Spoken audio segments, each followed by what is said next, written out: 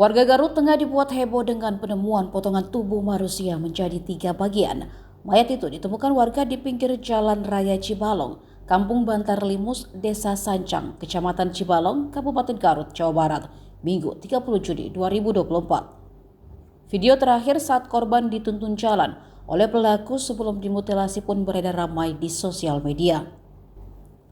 Dalam video terlihat 2 orang berjalan kaki di pinggir jalan raya. Korban tampak berjalan di belakang seorang pria yang ada di depannya. Saat itu salah satu tangan korban tampak terlihat diikat menggunakan tali. Kemudian pria bertopi tersebut menarik korban yang berada tepat di belakangnya. Sosok diduga korban itu terlihat bertelanjang dada. Bagian bawahnya ia hanya menggunakan kain sarung. Sedangkan pria di depannya terlihat berpakaian lengkap menggunakan kaos warna dan celana panjang.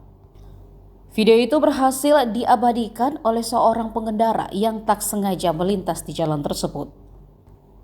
Hingga kini belum diketahui identitas korban, sementara itu polisi memastikan telah menangkap terduga pelaku. Download Tribun X sekarang, menghadirkan lokal menjadi Indonesia.